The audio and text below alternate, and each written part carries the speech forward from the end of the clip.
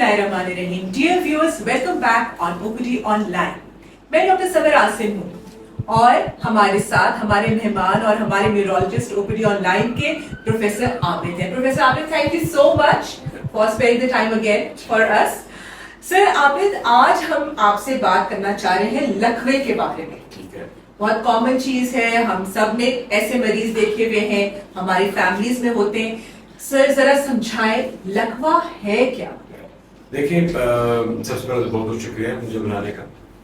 लकवा जो है ये एक ऐसी बीमारी होती है जिसमें इंसान के जो चेहरे के पट्टे हैं वो कमज़ोर हो जाते हैं। जो एक खास नर्व होती है उसको हम फेशियल नर्व कहते हैं। ये फेशियल नर्व एक ऐसी नर्व है जो दिमाग से निकलती है और चेहरे पे आके मुख्तलिफ पट्टों को वो इनर्वेट करती है। जब ये फेशियल नर्व, ये रग या ये नर्व जब सूज जाती है तो इंसान को लकवा होता है।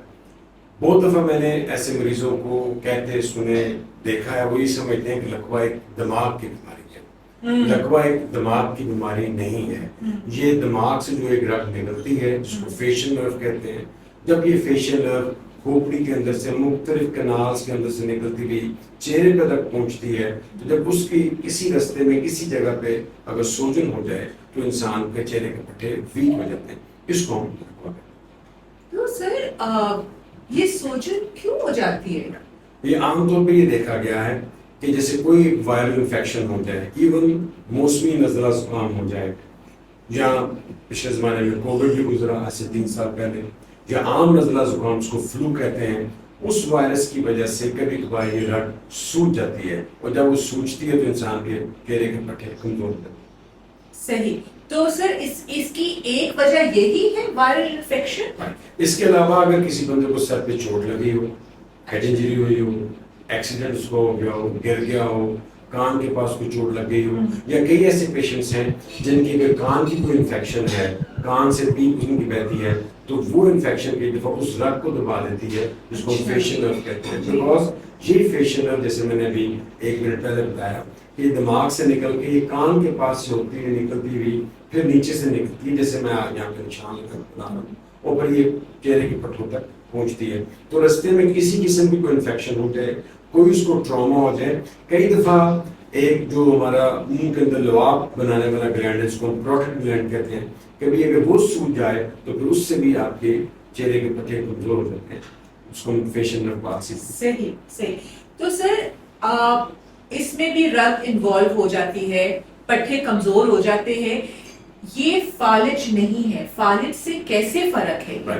फालिज जो है ये दिमाग की बीमारी है। फालिज किसी नर्व या रग की बीमारी नहीं है। फालिज के अंदर खून की शरीयान यहाँ तो बंद होती है, जैसे मैंने अपनी प्रीवियस वीडियोस में बताया, यहाँ पर खून की शरीयान हट जाती है। उसकी वजह से इंसान को चेहरे पे भी कमजोरी हो सकती है और साथ साथ उसके बाजू या टांग पे भी कमजोरी होती है। लकवे में बाजू या टांग की कमजोरी नहीं होती है। और इसी तनासुब कह ले या इसी सिलसिले में मैं एक चीज बता दूं कि कई लोगों ने ये कहते हुए बोला है कि जी आंख का लकवा हो गया है। जो आंख का लकवा होता है, एक्चुअली लकवे को आम फहम जुबान में लोग कमजोरी का नाम देते हैं। तो जो आंख का लकवा है बेसिकली हम सब इंसानों के जो आई बॉल होती है, जो ऊपर नीचे दाएं बाएं घूमती है, ये खास मसल्स की कॉन्ट्रैक्शन और रिलैक्सेशन की वजह से होता है। जब वो मसल वीक होता है तो उसमें लोग कहते हैं इनको आंख का लकवा हुआ है, जबकि हकीकतन लकवा is basically a facial nerve problem जिसमें चेहरे के पट्टे कमजोर होते हैं। आंख का लकवा किसी और बीमारी में होता है, जैसे आमतौर पर शुगर के मरीजों में कॉमनली देखा जाता है या गैंची के मरीजों में देखा जाता है कि उनकी अगर पर्टिकुलर नर्व जो आंख के मसल्स को सप्लाई कर रही है, अगर उसमें सूजन पैदा हो जाए तो उसमें आंख जो है वो दाएं बाएं फिर घूमती नहीं है और एक जगह पर स्टिल हो जाती है, या एक तरफ से मरीज को दो नजर आना शुरू हो जाती है। अच्छा, तो बिल्कुल मुख्तलिफ चीज है, ये मुख्तलिफ पट्टे हैं जो ये मुख्तलिफ मसल है। राइट। अच्छा सर, इसकी तशखीस कैसे करवाते हैं? अगर मुझे शक है कि लकवा है, मैं डॉक्टर के पास जाती हूँ तो फिर फिक्र होती है कि पता नहीं क्या बड़े बड़े टेस्ट होंगे, कैसे पता चलता है, कंफर्म कैसे होता है? सबसे पहले तो पेशेंट को ये नजर आएगा कि उसकी आंख ठीक बंद नहीं हो रही और जो आंसू है उसके वो आंख से बह रहे हैं। ये अल्लाह का निज़ाम है कि जब हम आंख को ब्लिंक करते हैं तो ऑटोमेटिकली जो हमारे आंख आई बॉल है उसके अंदर जो अल्लाह ने आंसू बनाए हैं वो खुद से ड्रेन होना शुरू हो जाते हैं।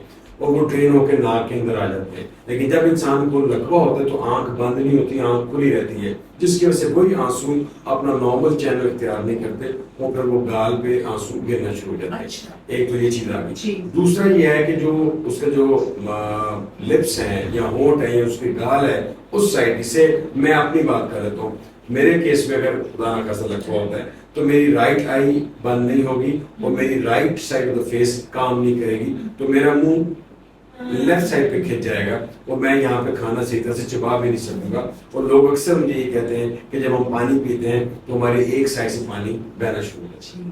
بالکل. سر اس کی تشخیص کیسے ہوتی ہے؟ تشخیص نہیں, اس کا کوئی ٹیسٹ نہیں ہوتا ہے. اس کا صرف اور صرف ایک اچھا گڈ کوالٹی نیورولوجیکل ایگزامینیشن ہو تو لکوہ ڈائگنوز. کیا مطلب نیورولوجیکل ایگزامینیشن؟ نیورولوجیکل ایگزامینیشن کا مطلب ہے کہ پیشنٹ ایک اسپیشلسٹ کے پاس آتا ہے اور اسپیشلسٹ اس کے آنکھ کے اور چہرے کے اور گال کے اور لپس کے مسلس کو ٹیسٹ کرتا ہے, اور تو اسی معائنے کے اندر ہی لکوہ ثابت ہو جاتا ہے. اس کے لیے ہمیں کوئی سی ٹی اسکین یا ہمیں کوئی ایم آر آئی اسکین کروانے کی ضرورت نہیں, کوئی ٹیسٹ نہیں. اور اس ایگزامینیشن میں کوئی تکلیف ہوتی ہے؟ بالکل رہے گی. اس میں آپ نے مریض کو بتانا ہے کہ چھت کی طرف دیکھے, پھر ہم مریض کو بتاتے ہیں آنکھیں بند کر کے دکھائیں, پھر ہم پیشنٹ کو کہتے ہیں اپنے دانت دکھائیں, پھر ہم انہیں کہتے ہیں کہ جیسے بچپن میں ہم کہتے ہیں اپنا منہ کھلا کے دکھائیں. تو اس سے بھی یہ چیزیں کرنی ہوتی ہیں اور اس سے ہمیں پتہ چل جاتا ہے کہ انسان کو لکوہ ہے. اور سر پھر پتہ چل گیا لکوہ ہے, علاج کیا ہوتا ہے؟ اس میں جو اہم بات یہ ہے کہ اگر لکوہ کے علامات شروع ہونے کے پہلے 7 دنوں میں پیشنٹ ہمارے پاس آ جائے تو ہم اسٹیرائڈز شروع کر دیتے ہیں. یہ وہی اسٹیرائڈز ہیں جن کے آپ لوگوں نے نام, بڑے بھاری ٹیکے اور بڑے بھاری گولیاں یا گرم گولیاں ہوتی ہیں. جب ہم اسٹیرائڈز دیتے ہیں تو وہ جو سوجن ہوئی ہوتی ہے فیشل نرو کی, ہم نے کہانی آج کی بحث کہیں سے شروع کی تھی کہ رگ سوج جاتی ہے, تو سوجن کم کرنے کے لیے ہم اسٹیرائڈز دیتے ہیں تو انسان کا لکوہ بہتر ہونا شروع ہو جاتا ہے. لیکن صرف اسٹیرائڈ سے بات نہیں بنتی, اس کے علاوہ ہم کچھ وائٹامنس بھی دیتے ہیں اور ساتھ ساتھ ہم اس کو فزیو تھراپی بھی چہرے کی پٹھوں کی کرواتے ہیں. اور اس کے ساتھ ساتھ ہم اسپیشل فزیو تھراپی ڈپارٹمنٹ میں پیشنٹ کو بھیجا جاتا ہے جہاں پہ اس رگ کو اسٹیمولیٹ بھی کیا جاتا ہے. پھر جیسے میں نے بتایا کہ آنکھ اس کی بند نہیں ہوتی, رات کو انسان جب سوتا ہے تو ایک آنکھ اس کی کھلی رہتی ہے, تو جو کارنیا ہوتا ہے آئی بال کا وہ ڈرائی ہونا شروع ہو جاتا ہے. تو پھر ہم کئی دفعہ رات کو سوتے ہوئے کہتے ہیں کہ آنکھ میں ٹیوب ڈال کے بھی سوئیں تاکہ وہ آنکھ خشک اس پہ نہ ہو جائے. سر اگر 7 دن کے بعد آپ کے پاس آئیں, دیکھیں اب یہ امپورٹنٹ بات آپ نے کی, چونکہ جو اسٹیرائڈز نے میکسیمم بینیفٹ دینا ہوتا ہے وہ شروع کے 7 دن میں دینا ہوتا ہے, اس کے بعد اسٹیرائڈز کا کوئی رول نہیں ہوتا. اب میں یہاں پہ آپ سے جو چیز شیئر کروں گا وہ ایک بہت امپورٹنٹ بات ہے. اگر میں 100 مریض لے لوں جن کو لکوے کی بیماری ہے اور انہیں ہم نے اسٹیرائڈ اسٹارٹ کیے, تو دیکھا یہ جاتا ہے کہ جو 70 لوگ ہوتے ہیں 3 مہینوں میں ٹھیک ہو جاتے ہیں. یعنی 70 آؤٹ آف 100 لوگ بالکل ٹھیک ہو جاتے ہیں, لیکن ان کو ٹھیک ہونے میں 3 ماہ تک لگ جاتے ہیں. 30% لوگ یا 30 لوگ ایسے ہوتے ہیں جن میں جو کمزوری ہے وہ برقرار رہتی ہے, وہ کمزوری پھر آگے تقریباً ساری زندگی تک رہتی ہے. جو میکسیمم امپروومنٹ ہوتی ہے وہ فرسٹ 3 منتھس کے اندر ہوتی ہے. اور وہ 70% لوگوں میں نظر آ جاتی ہے. اور ایسے لوگوں, اور یہ ان لوگوں میں زیادہ دیکھا جاتا ہے جن کو بر وقت اسٹیرائڈ دے دیا جاتا ہے اور وہ ڈاکٹر سے رجوع کر لیتے ہیں. تو سر اسٹیرائڈ 3 منتھس کے لیے دینے ہوتے ہیں؟ بالکل نہیں. اسٹیرائڈ جب ہم شروع کرتے ہیں تو ہم 2 ہفتوں کا اسٹیرائڈ کا کورس کرواتے ہیں, 2 ہفتوں بعد ہم اسٹیرائڈ بند کرتے ہیں. صحیح. تو سر وہ انفارچونیٹ لوگ, بدقسمتی سے جو 30% ہو جن کی نہیں ٹھیک ہوئی ہے, تو سر ان کے لیے پھر زندگی جو اس میں پھر کیا تجویز ہے؟ یہ کتنی امپورٹنٹ بات ہے کہ اگر ایک ہم خاتون خانہ کی بات کریں, ایک بچی کی بات کریں اور اپنے سسرال میں ہے, اس کو لکوہ ہو جاتا ہے, یا کسی کی شادی نہیں ہوئی, چاہے وہ لڑکا ہے یا وہ لڑکی ہے, اس کے چہرے کی ڈسفیگرمنٹ کیا, اس کا چہرہ بگڑا ہوا جو نظر آتا ہے, تو لوگ پریشان بالکل ہوتے ہیں.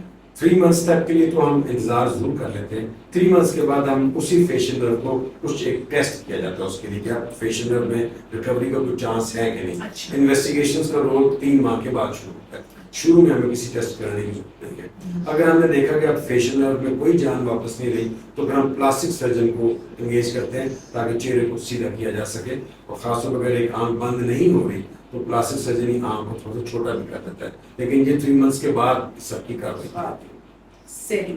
سر ویسے لکوہ جو ہے یہ ظاہر بات ہے ڈسفیگرمنٹ خدا نہ خواستہ ہمیشہ کے رہے وہ تو ہو سکتا ہے, مگر کیا جان لیوا یا کوئی اور خطرے کی بات ہوتی ہے اس میں؟ بالکل نہیں. لکوہ جان لیوا تو بالکل نہیں ہوتا. اس کا جو مین نقصان ہو سکتا ہے وہ صرف آئی بال آنکھ کو ہو سکتا ہے, بیکاز آنکھ پراپرلی بند جس کی نہیں ہوتی وہ پھر آنکھ جب کھلی رہتی ہے, جسے میں نے آپ کو بتایا کہ یہ قدرت کا نظام ہے کہ جب ہم آنکھ بلنک کرتے ہیں بند کرتے ہیں تو جو ہمارا کارنیا ہے وہ گیلا ہو جاتا ہے اپنی آنکھ کے آنسو سے. جب آنکھ بند نہیں ہوگی تو وہ کارنیا گیلا نہیں ہوگا, وہ ڈرائی ہو جائے گا. تو کئی دفعہ پھر ہمیں آنکھ والے ڈاکٹر کو بعد میں انگیج کرنا پڑتا ہے, بلانا پڑتا ہے کہ آپ آنکھ کی لوکل سر جب یہ لکوا ہوا ہو, دوائی چل رہی ہو یا نہیں چل رہی ہو, تو کوئی خاص غذا ہے جو ہیلپ کرے گی اس کو بہتر کرنے کے لیے؟ دیکھا یہ جاتا ہے کہ لکوے کے میجورٹی لوگوں میں خون میں شوگر بھی زیادہ ہوتی ہے. سو میں ایٹ لیسٹ یہاں پہ میں ایک چیز کہتا ہوں, میں ٹیسٹ تو کوئی نہیں ہوتا لکوے کو تشخیص کرنے کا, لیکن ہم شوگر کا ٹیسٹ البتہ ہر مریض کا ضرور کروا دیتے ہیں.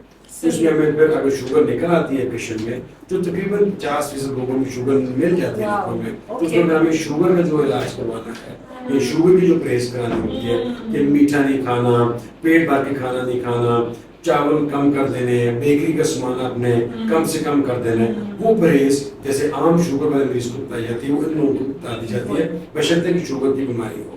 لیکن اس کے علاوہ کسی بھی اگر کسی بندے کو شوگر نہیں ہے تو کسی بھی پرہیز کی ہمیں ضرورت نہیں ہے.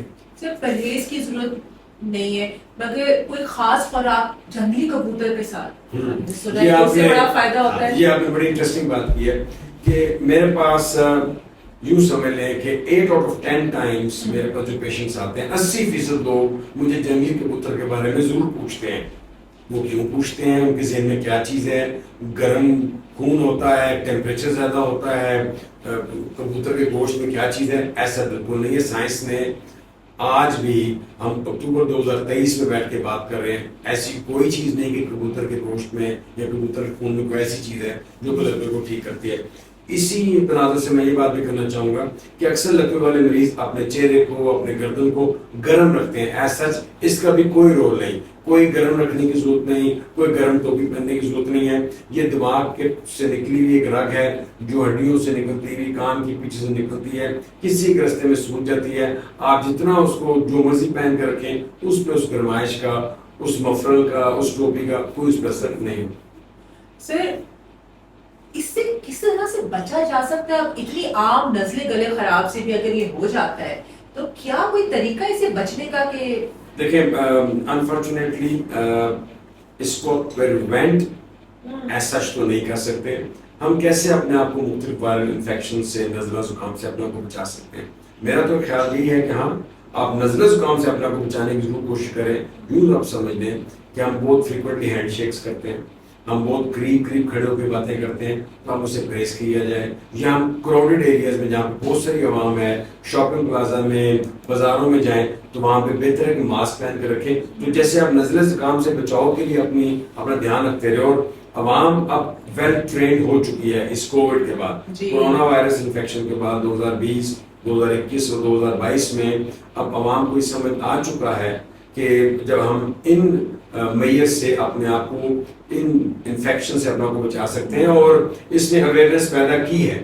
اور اس سے اب یہ ہے کہ آپ کم از کم روٹین کے نزلہ زکام سے اگر آپ بچ جاتے ہیں تو یقیناً آپ لکوے سے بھی اپنے آپ کو بچا سکتے ہیں. ویسے سر جب سے کووڈ چلا ہے میں ابھی تک ہسپتال میں ماسک پہنتی ہوں, نزلہ زکام ہونا ہی اللہ کا شکر ہے رک گیا ہے. ایگزیکٹلی یہ چیز میں نے بھی دیکھی کہ ہمارے جو پیشنٹس جو نیورولوجیکل ڈس آرڈرز کے پیشنٹس ہیں, اعصابی یا دماغی مریض کے مریض ہیں, پیشنٹس ہیں, ان کے اندر یہ وائرل انفیکشنز آلموسٹ ختم ہو چکی تھی نزلہ زکام کی. جب سے یہ ماسک پہننا شروع کیا اور ہینڈ ہائیجین, ہاتھوں کی صفائی کا دھیان رکھا گیا, تو میرے خیال میں یہ ہمیں برقرار رکھنا چاہیے. بالکل, ویری گڈ پریکٹس, صفائی ستھرائی, بالکل صحیح. تو ناظرین ہم نے لکوے پہ بات کی, یہ کیا ہے, کیوں ہوتا ہے, کیسے اس کا ہم کر سکتے ہیں, تشخیص کیسے ہوتی ہے, علاج کیسا ہوتا ہے, آگے چل کے اس میں کیا ایکسپیکٹ کر سکتے ہیں. اس کے علاوہ کوئی اور دماغ میں آپ کے سوال آئے تو پلیز آپ پوچھیے, ہم انشاءاللہ جواب دیں گے. اور سر ٹیک ہوم میسج ہمارے ناظرین کے آپ. میں سمجھتا ہوں کہ آپ کو جب کبھی بھی کوئی چیز چہرہ سن ہوتا ہوا محسوس ہو, یا کھانا چبانے میں تکلیف محسوس ہو, یا آنکھ بند کرنے میں تکلیف محسوس ہو, یا کئی دفعہ کوئی دوسرا آپ کو کہہ دے کہ آپ کا ایک چہرہ جو ہے وہ بڑا اترا ہوا نظر آ رہا ہے, تو فوری طور پہ قریب ڈاکٹر سے رجوع کریں. بہت بہت شکریہ سر آپ کے وقت کا، آپ کی ویلیوبل ایڈوائس کا اور انفارمیشن کا. ناظرین پلیز اس انفارمیشن کو پھیلائیے، یہ بہت ضروری ہے. یہ آگاہی لوگوں کے لیے بہت ساری آنے والی مصیبتوں سے بچاؤ کا ذریعہ بن سکتی ہے. ویڈیو دیکھنے کے لیے بہت بہت شکریہ. ابھی ڈاکٹر سمر عاصم کو اور پروفیسر عابد کو اجازت دیجیے. اوپری آن لائن کی طرف سے اپنا بہت سارا خیال رکھیے. اللہ حافظ.